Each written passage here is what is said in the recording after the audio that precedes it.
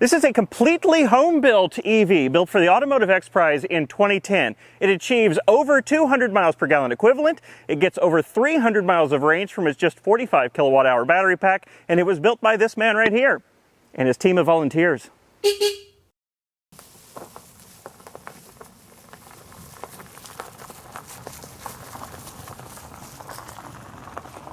There's a lot to take in here. We've got batteries, cup holders.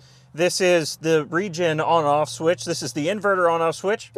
Horn. This is a soft reset button. This is your drive selector switch. Park, reverse, eco, and drive. So park isn't really park, it's neutral. He did install a park in the transmission. It's activated by this lever here, and it binds the gears together to prevent the transmission from moving. It's not a parking pawl, it's just something of his own design. Steering wheel, steering column, you got normal blinkers, hazard light switch. Here's your ignition. There's headlights over here. Speedometer in front of me. The air HVAC system, various toggles and switches up here. And that's about it. It's fairly simple in here because, you know, home-built car. Put it into drive, take the foot off the brake, and let's go the forward slowly. It does have a limited slip diff in this heavily modified gearbox. He told me not to floor it, just give it a gradual pedal because there's something weird with the inverter.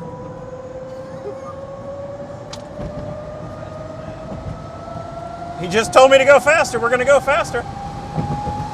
I'm driving a home-built car from more than a decade ago. The X Prize is a contest, designed by the X Prize Foundation. The X Prize Foundation holds contests where they believe society is stuck, like in space travel. So their first one was called the Ansari X Prize. It was sponsored by the Ansari family, and the competition was to build the first privately funded spaceship that could go into space carrying a cargo and at least 3 people twice in 2 weeks, so 14 days. So it had to be a return trip and use the same vehicle again. Then some of the next ones they did, Google Lunar Lander, Genomic X Prize, Automotive X Prize. And they wanted a full-size street-legal vehicle that sat at least 4 people, got at least 100 miles per gallon equivalent, had a 200-mile range, and met a large subset of the FMVSS safety standards, as well as they wanted to go at least 100 miles an hour, things like that people like, 0 to 60 in like 15 seconds, 20 seconds. We beat that, but that's a story for another time. I don't even know where to begin with this thing. It was home built in a shop here in central Illinois. The chassis of this, they didn't pick an existing car chassis. You can get a glimpse of some of that tube steel chassis from inside the car, and you can also get a much better glimpse of it from up here. Look at this beautiful lattice work of welded steel tubes. And there's a strut brace, and there's some carbon fiber that's visible. It's kind of beautiful. The body started out as foam and fiberglass. This is the second body this car has had. Now it's carbon fiber. Obviously, it has 4 gull-wing doors. That's one of the standout features of this car. And there's a few reasons. There's a few practical reasons why you'd want to go with gull-wing doors, but the builder of this car just told me the main reason they went with it is because someone told him he couldn't do it. While we're over the interstate, we can distract drivers by driving with the doors open, like a DeLorean. This is one of Kevin's favorite activities.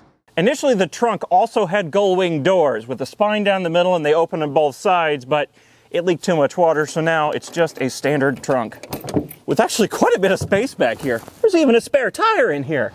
The windows do not roll down. You've got these little airplane-style air vents here that you can pop out and scoop air in. There's no air conditioning, so this is all you get. And at a drive-thru, you just open the whole door. I had actually been wanting to build another hybrid or electric vehicle again since the contests I did in college.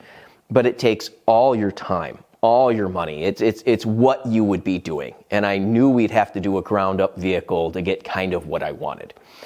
And then the X Prize came around, and one of the guys at work pointed it out, and he's like, "We should do this. You've built some of these before." And I said to him, "You know, it takes all your time, all your money." And he says, "They're offering a $10 million prize." And I said, "I'm not doing anything Saturday."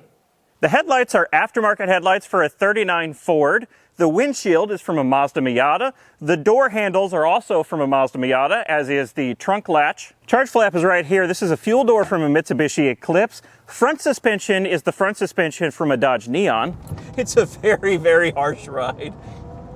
But the chassis feels really stiff, especially given how long it is. That must have been a difficult thing to achieve. As far as driving dynamics goes, it has a camber and a caster angle of 0, so it kind of darts all over the road. It's a little bit sketchy, actually. The rear suspension is also front suspension from a Dodge Neon. And yes, this has four-wheel steering because it has 2 front axles on it. The steering system is from a Honda Prelude. The body of this car is 17.5 feet long, but because of the four-wheel steering system, the turning circle's not that bad. All right, let's see this turning circle. A little bit of wheel rub there. That's fine. That's the rear skirts. It's hard to have steering on with skirts. It's front motor, front wheel drive, and the motor is a MES DEA 200-330. which makes about 40 kilowatts.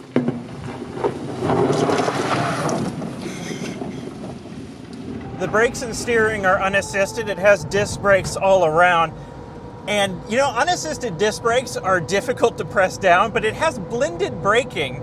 And I didn't even notice the brakes were unassisted until I turned the regen off. With the regen on, it's so strong you don't even notice it. And if you press the brake pedal down, the regen kicks up a notch.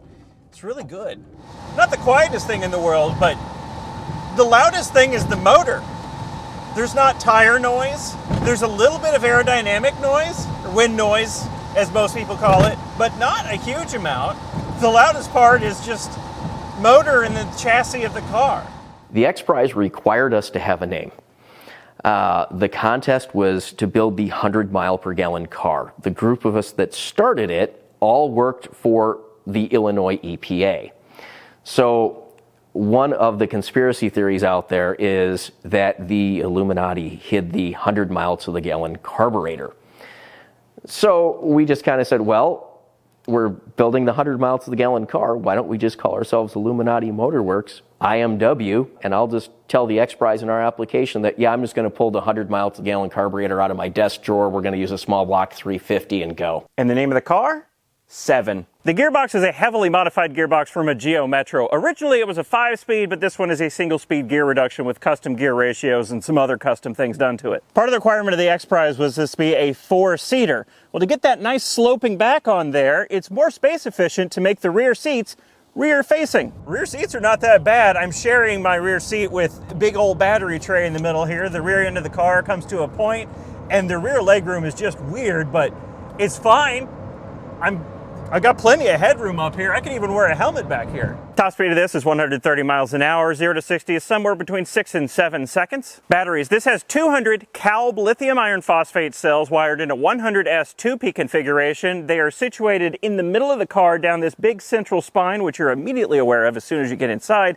And there's also 2 extra sections between the front and rear seats on either side. The battery pack is only 45 kilowatt hours, but from that, it can go 300 miles at highway speeds. Highway speeds being about 65, not 55 or 45, real highway speeds. That's an efficiency of 6 miles per kilowatt hour, or 200 miles per gallon equivalent. For reference, a really efficient Model 3 can manage 5 miles per kilowatt hour. How many amps are you pulling right now?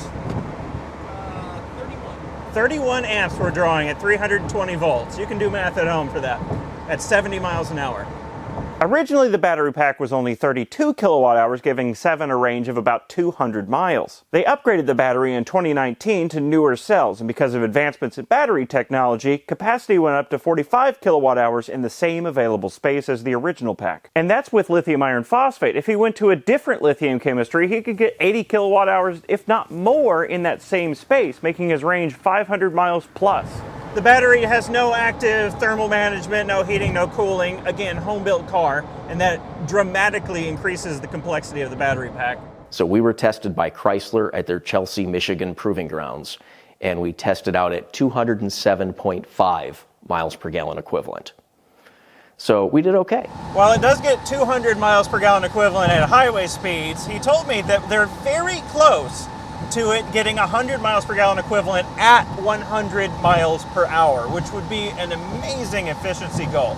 They're not quite there, but they are very close. All the main components are up front here. You've got your inverter, DC to DC converter, gearbox, your big chunky motor, and over here behind this fender and where the charge port is the charger. About 6.6 kilowatt charger on this thing. No DC fast charging at the moment, but he does have plans to add it in the future. Obviously, aerodynamics played a massive role in the efficiency of this vehicle. Drivetrain efficiency is easy. Just make it electric, boom, you're efficient. But aerodynamics, it took a lot. Nobody in the small team of people that designed this car was an aerodynamicist. They just read a book and figured it out. Kind of eyeballed it, they got the slopes right, and aerodynamic vehicle. Yeah, that's about right. Engineering rule of thumb, that's close. Based off some rough testing, they estimate the coefficient of drag of this vehicle is at least 0.22. As a little anecdote, Kevin said if you just cut a small hole in the front of this hood, it will reduce the aerodynamic efficiency by 17%. Yet another reason they went with electric. And you gotta remember, the X Prize was in 2010. Getting 200 miles of range out of an electric vehicle before that was incredibly difficult. With an electric drivetrain, 100 miles per gallon equivalent is practically a trivial target. They put such a focus on aerodynamics because they could only hold 32 kilowatt hours on board. They had to stretch every kilowatt hour as far as it could possibly go to hit that 200-mile range target. It's why most of the contestants for the X Prize chose to go with combustion or hybrid drivetrains. For them, the 200-mile range target was easy. It was the efficiency goal that was hard to meet. And there were a lot fewer aftermarket EV components to pick from in 2008. They had to go with whatever they could get. When this car was built, J1772 hadn't even been standardized yet. So what did it cost this small independent team of volunteers to build this car? About $200,000. By the way, Kevin encouraged me to sit on the hood. I was uncomfortable with it, but he insisted. Back when it was painted black, apparently he would just walk up on this thing and kick the gull-wing door shut. He doesn't want this thing to be treated like a fragile experimental car. He wants it to be treated like a car. So that if he didn't win the X Prize, he would still be left with a usable car, not some fragile experimental piece of glass. The X Prize was offering a $10 million prize, which they then divided down into different categories. So one of the rules that changed as the contest went on, because they were trying to get more involvement, and they realized different types of cars you couldn't really have in the same category. So originally it was supposed to be a full-size, four-seat, four-door car, street legal. And I'm like, if we're doing it, we're going all the way, because there are some smaller vehicles that can get 100 miles to the gallon already, like a motorcycle. So then they made two alternative classes, $5 million for mainstream and $2.5 million for each of the alternative classes. So we were in the mainstream class, winner take all, and we ended up placing second. We burned up our clutch, which we didn't know we didn't have to have at the time. You know, electric cars couldn't really get, was experimenting with them, and a lot of people were still using clutches in their cars, so we had a custom race clutch made, and we burned it up during the acceleration event on track, and that's what kind of took us out. What an incredible thing this is. You could build something like this too, you, out there. Just takes will, getting some other people on board, motivation, and a deadline. Thank you so much, Kevin, for having me out here for this. Thanks, letting me Bob. drive this car.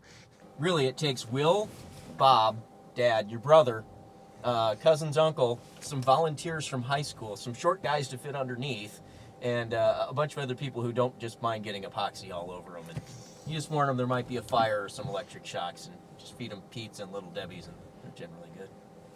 You know what else is an incredible thing? The AL13 razor from Hinson Shaving. This razor is precision CNC milled out of aluminum, and by precision I mean down to a few 10,000ths of an inch tolerance. The quality of this thing is astounding. It has the two head pieces that the blade sits in between, and the tail that screws in and clamps the two head pieces together, clamping the blade in place. What sets this apart from other razors, aside from the beautiful machining work, is the way the blade is clamped in place. It isn't clamped flat, it's clamped at a curve, which adds rigidity, so the blade doesn't comply when it encounters a hair. You know, that thing that razors do, which reduces shaving irritation and has other benefits. In addition to that, they've engineered this so that the blade only sticks out of the mouth 10,000ths of an inch, less than the thickness of a human hair. It is very difficult to injure yourself with this razor. Unlike other companies, they don't operate on the razor and blades model. You pay up front for a high quality razor that's going to last you years, and the blades are reasonably priced after that. In fact, if you go to hinsonshaving.com/agingwheels and use my code AGINGWHEELS, you get a box of 100 blade fills for free with your order. This is the AL13. You can have it in many colors. You can also get the AL13M, which is a slightly larger opening and more blade protrusion, and if you're feeling fancy, they also make one out of titanium. Thanks to Hinson Shaving for sponsoring this video. Now go get yourself a lovely razor. Even if you don't shave with it, you could just set it on the shelf. It's a lovely thing to look at.